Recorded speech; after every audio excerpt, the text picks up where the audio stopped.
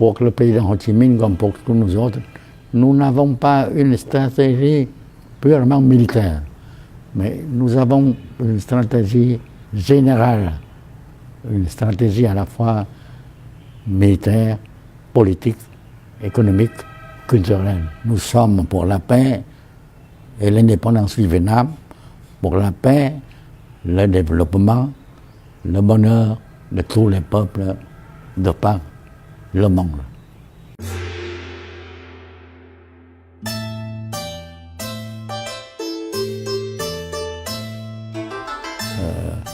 J'adhérais au Parti communiste.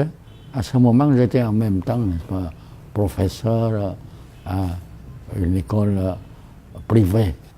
Alors je ne songeais pas qu'un jour, n'est-ce pas, je deviendrais militaire.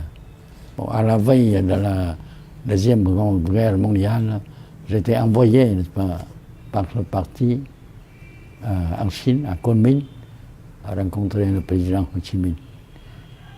Et le président Ho Chi Minh m'a dit que vous avez fait, n'est-ce pas, le travail parmi la politique. Maintenant, il faut s'occuper un peu du côté militaire. Alors voilà, nous devons former, n'est-ce pas, la première unité, n'est-ce pas, de l'armée. Il faut former l'armée de libération. Est-ce que le camarade Van, c'est mon nom de guerre? Naturellement, je peux le faire. Le président et nous retournions au pays pour préparer l'insurrection nationale. Et revenu au pays, le président m'envoyait, n'est-ce pas, faire des campagnes d'organisation, n'est-ce pas, des masses dans la région montagneuse, parmi les minorités ethniques. Et voilà pourquoi je parle, à part le vietnamien, le français, je parle 3 langues des minorités.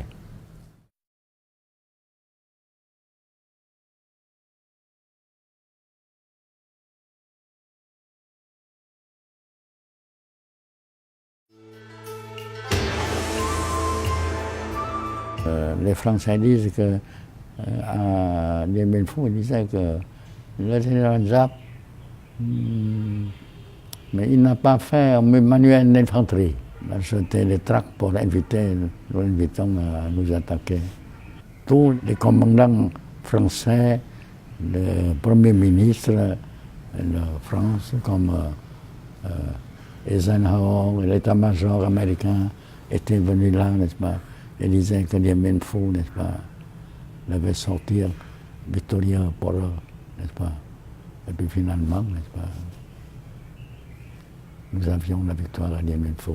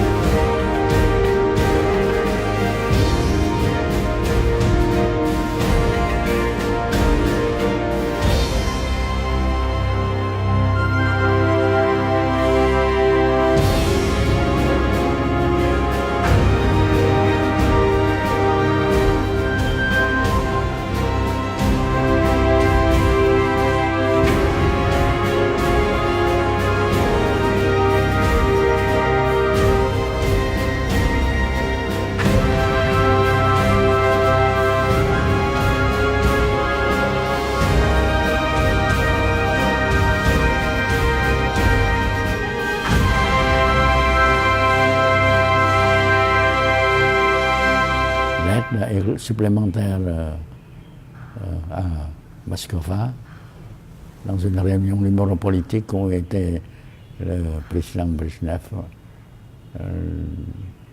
Alors on m'a demandé, vous dites que vous vaincrez les Américains. Et nous vous demandons, vous avez combien de régiments de tanks lourds et les Américains combien?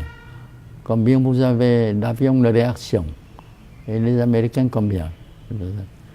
Je leur ai répondu, je connais la question, c'est la question des rapports des forces, la corrélation des forces, ce que vous enseignez à l'académie militaire.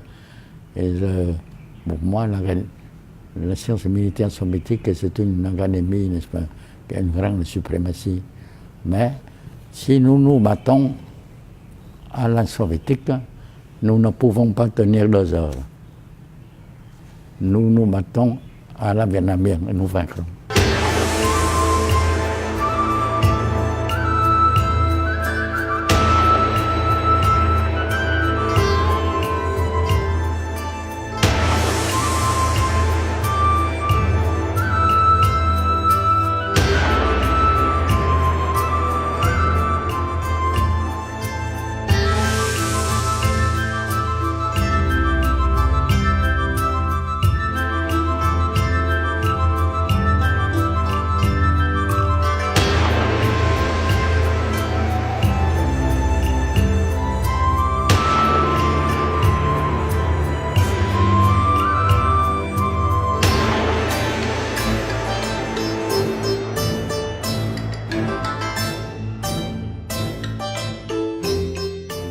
En 1973, il y a eu le raid aérien des B-52 américains sur Hanoï-Haiphong, n'est-ce pas?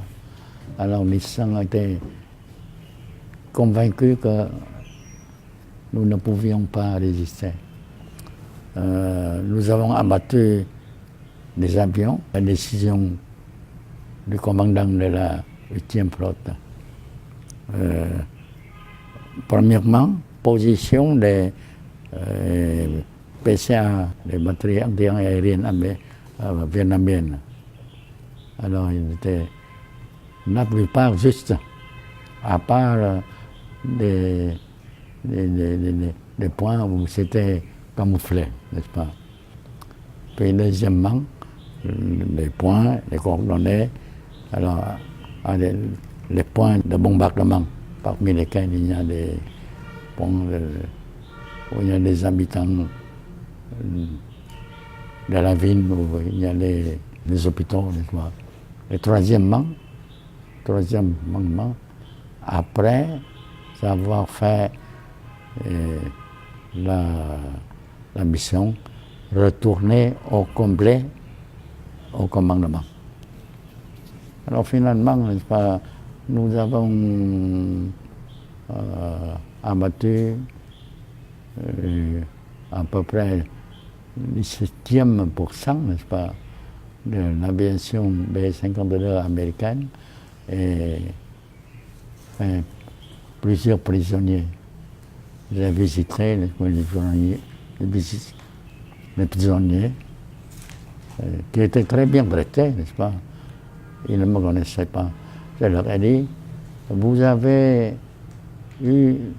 reçu de votre commandant de retourner au complet au poste, pour retourner au complet, mais à Hinton, Hanoï.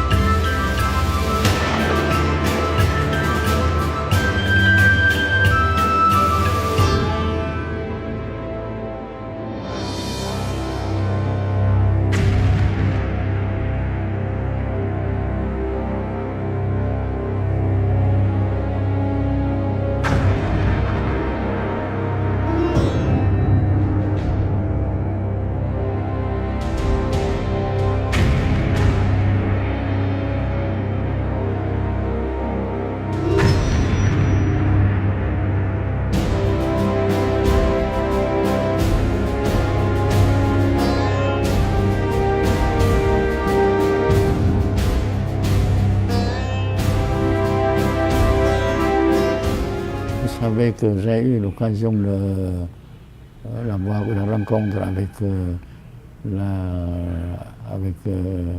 McNamara. Il disait que je vous considère comme un général légendaire. Quel est le plus grand général de l'armée vietnamienne sur votre ordre? Et je lui ai dit, et le plus grand général, c'est le peuple vietnamien. Moi, j'ai eu une contribution à la guerre, mais c'était qu'une petite partie, une modeste contribution. Une goutte d'eau dans la mer, on peut dire, dans l'océan.